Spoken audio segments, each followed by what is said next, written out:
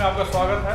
मैं अशफाक आलम। हमारे साथ हैं इंडियन नेशनल कांग्रेस पार्टी के नेशनल कोऑर्डिनेटर और हरियाणा कांग्रेस प्रभारी औरंगजेब खान साहब। लेकिन बहुत सारे लोगों को ये पता नहीं होगा कि मैं यहाँ पे और आने वाले समय में भी यहाँ के लोगों के लिए मैं हर तरह का वर्क करने के लिए तैयार हूँ। यहाँ तक कि उनके लिए मैं रोड पे चलने के लिए तैयार हूँ, ज़मीन पे बैठने के लिए तैयार हूँ, उनके साथ धूल मट्टी में खेलने के लिए तैयार हूँ।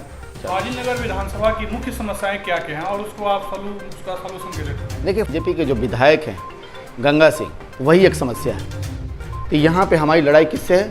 बीजेपी से है। वो देख रहे हैं बिहार और यूपी के बॉर्डर पे है, तो वेस्टर्न यूपी का विकास हो सकता है तो ईस्टर्न यूपी का क्यों नहीं विकास हो सकता? आपका स्वागत है हमारे टीवी न्यूज़ में। अब हमारे दर्शकों को अपने बारे में कुछ बताएंगे। मेरा नाम औरंगजेब खान है। मैं इंडियन नेशनल कांग्रेस में नेशनल कोऑर्डिनेटर हूँ, अल्पसंख्यक विभाग का, और हरियाणा प्रभारी हूँ। और मैं पेशे से एडवोकेट भी हूँ, सुप्रीम कोर्ट में प्रैक्टिस करता हूँ। और फाजिलनगर से मैं विधानसभा की तैयारी कर रहा हूँ। और इस एरिया में लगातार मैं लंबे समय से जो कार्य करते आ रहा हूँ, लेकिन बहुत सारे लोगों को ये पता नहीं होगा कि मैं यहाँ पे आज से नहीं 2004 से लगातार जो है कुशीनगर में काम करते रहा। यहाँ पे NSY में भी रहा, NSY में नेशनल में भी रहा, फिर से यूथ कांग्रेस में भी रहा। अब मुझे जाके जो है मेन कांग्रेस में नेशनल कोऑर्डिनेटर बनाया गया अल्पसंख्यक विभाग का, और हरियाणा का प्रभारी बनाया गया। मैं 4 स्टेट में राजस्थान इलेक्शन करा चुका हूँ। मैं आपका जो है दिल्ली में इलेक्शन करा चुका हूँ। मैं आपका जो बिहार इलेक्शन करा चुका हूँ, और हरियाणा का प्रभारी होने के नाते वहाँ पे लोकसभा विधानसभा का मैं इलेक्शन कराया वहाँ पे। और लगातार जो है माइनॉरिटी को मजबूत करने में, कांग्रेस के वर्कर को मजबूत करने में और बाकी लोगों को मजबूत करने के लिए मैं लगातार काम करते रहा। मैं कोरोना काल में लगभग 20,000 फेस मास्क बाँटे, जो कि यहाँ पे बाँटे, कुछ सिंघू बॉर्डर पे बाँटे। लगभग 6,000 से 7,000 लोगों तक मैंने खाना पहुँचाया, जिसमें कुछ सिंघू बॉर्डर है और बाकी इस एरिया में जो है खासकर फाजिलनगर तमकोहीराज जो कंस्टिट्यूंसी है, यहाँ पे मैंने बांटने का काम किया। उसके साथ साथ लगातार जो है लोगों में खाना बांटना, लोगों में जो है बाकी और कोई परेशानियाँ हो उसको सॉर्ट आउट करना, थाने पुलिस का काम करना, हर तरह के काम करने के लिए मैं करते आ रहा हूँ। और आने वाले समय में भी यहाँ के लोगों के लिए मैं हर तरह का वर्क करने के लिए तैयार हूँ। यहाँ तक कि उनके लिए मैं रोड पर चलने के लिए तैयार हूँ, ज़मीन पर बैठने के लिए तैयार हूँ, उनके साथ धूल मट्टी में खेलने के लिए तैयार हूँ, उनके गन्ने को अपने सर पर लेकर चलने के तैयार हूँ, उनके जो है टोकरी को मैं अपने सर पर लेकर चलने को तैयार हूँ। मैं हर तरह से यहाँ के जनता को मदद करना चाहता हूँ और यहाँ के जनता को मैं कुछ अलग करने की कोशिश करना चाहता हूँ। इसीलिए मैं कांग्रेस से दिल्ली कांग्रेस से मैं कहीं और ना का पॉलिटिक्स करके मैं इस क्षेत्र में पॉलिटिक्स कर रहा हूँ और इस क्षेत्र को एक नया आयाम पे ले जाने की कोशिश करना चाहता हूँ। फाजिलनगर विधानसभा की मुख्य समस्याएं क्या क्या हैं और उसको आप उसका सलूशन कैसे ढूंढेंगे? देखिए, फाजिलनगर की अगर आप समस्या देखें तो समस्या ही समस्या है। सबसे बड़ी समस्या है कि वहाँ पे इस समय जो बीजेपी के जो विधायक हैं गंगा सिंह, वही एक समस्या है।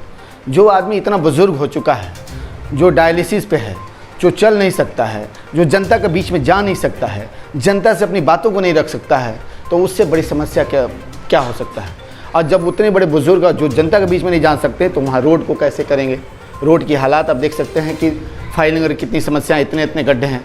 आप वहाँ आए दिन देखें, वहाँ तार जो है टूट जाता है। मैं हाइडल पर गया, कई बार जाकर प्रोटेस्ट किया। वहाँ के जेई को जब पकड़ा तो जेई ने हमसे ये कहा कि मुझे 100 मीटर ही तार मिलता है महीने में। अगर 100 मीटर तार मिलता है तो इतने सारे तार टूटते हैं, तो उसका हम कैसे उसका निदान कर सकेंगे? अगर आप जाकर देखेंगे एजुकेशन की हालात, एजुकेशन की कितनी बदतर हालत है आप देख सकते हैं। आप देखें मार्केट में जो है, मार्केट में बीच में जो है ब्रिज बना दिया गया है। एक तरफ इधर मार्केट है, दूसरी तरफ इधर मार्केट है। इधर के लोग उधर नहीं जा सकते, उधर के लोग इधर नहीं आ सकते हैं। तो फाजिलनगर का जो विकास कहते हैं, वो विकास पूरी तरह से ठप है, पूरी तरह से रुका हुआ है। वहाँ पे कुछ भी नहीं है। इसलिए सबसे पहले वहाँ के विधायक को वहाँ की इस व्यवस्था को सही करने के लिए हटाना पड़ेगा।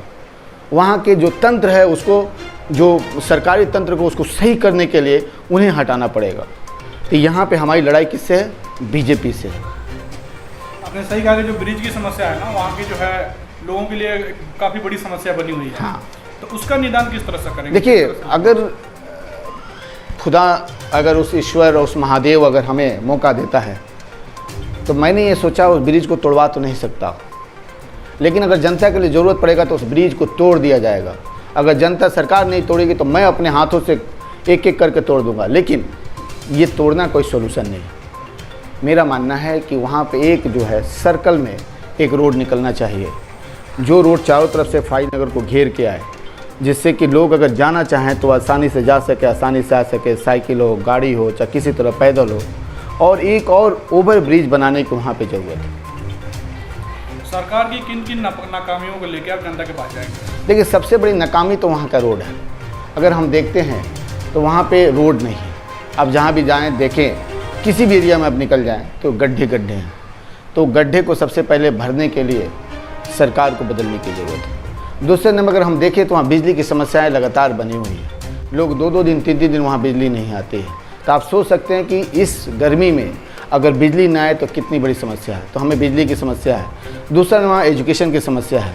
अगर वहाँ पे अच्छे इंस्टीट्यूट हो, क्योंकि देख रहे हैं बिहार और यूपी के बॉर्डर पे है, तो वेस्टर्न यूपी का विकास हो सकता है तो ईस्टर्न यूपी का क्यों नहीं विकास हो सकता? बाकी और जगह विकास नहीं हो सकता, लेकिन फाजिलनगर एक ऐसा हब है कि वहाँ पे एजुकेशन सिस्टम का विकास हो सकता है। अच्छा जो एजुकेशन वहाँ पे इंस्टीट्यूट आ सकते हैं। अगर अच्छे इंस्टीट्यूट आएंगे तो वहाँ पे रोज़गार भी आएंगे, और रोज़गार आएंगे तो वहाँ का उन्नति होगा, उनका विकास होगा। वहाँ के विद्यार्थी जो मजबूत होंगे और वो मजबूत होंगे तो वहाँ के लोग मजबूत होंगे। कांग्रेस जब सत्ता में थी, सेंट्रल गवर्नमेंट सत्ता में, तो महंगाई एक बहुत बड़ा मुद्दा हुआ करता था।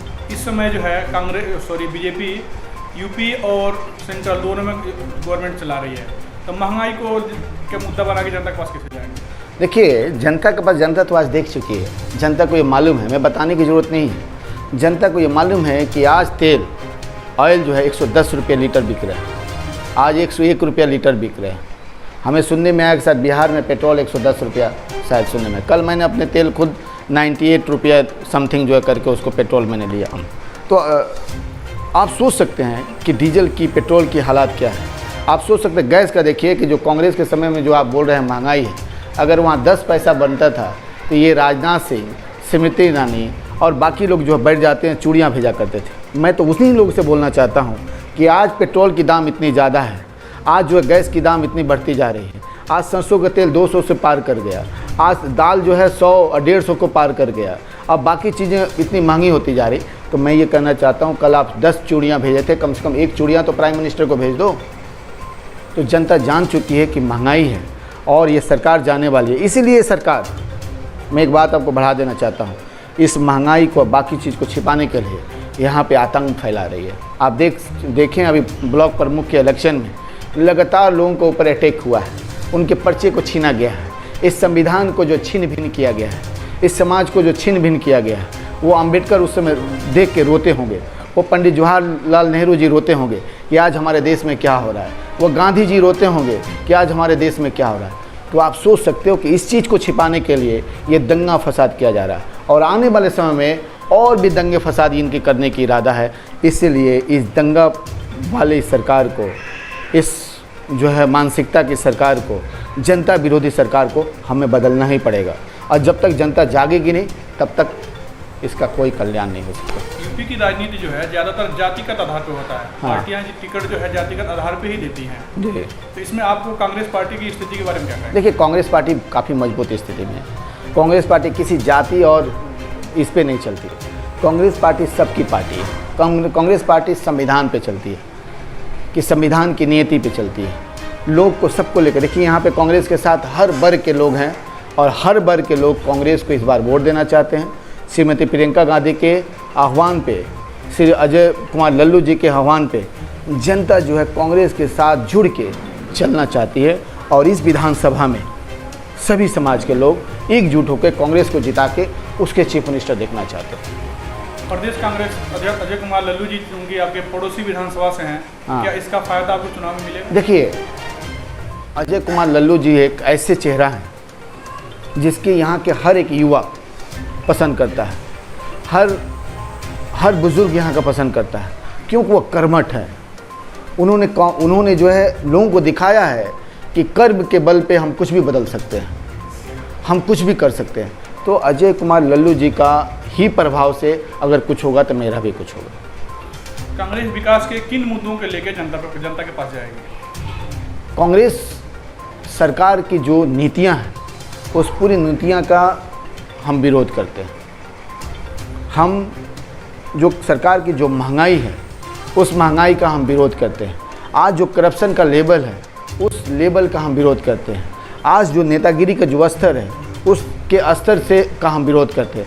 और कांग्रेस ने जो पहले जो अपने कार्य को किया है डॉक्टर मनमोहन सिंह जी के समय में, उस कार्य को लेके और एक नई नीति के साथ जो राहुल जी गांधी जी चाहते हैं इस देश को विकास के लिए, उस नीति के साथ हम आगे बढ़ेंगे। कांग्रेस पार्टी किसके नेतृत्व में यूपी का चुनाव लड़ेगी?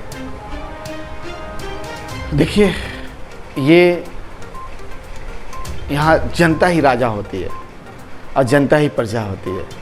जहाँ पे जनता ही राजा हो, जनता ही प्रजा हो, वहाँ पे ये कहना है किसी के नेतृत्व में जनता ही मालिक है, जनता जिसे डिसाइड करेगी वो हमारा चीफ मिनिस्टर बनेगा।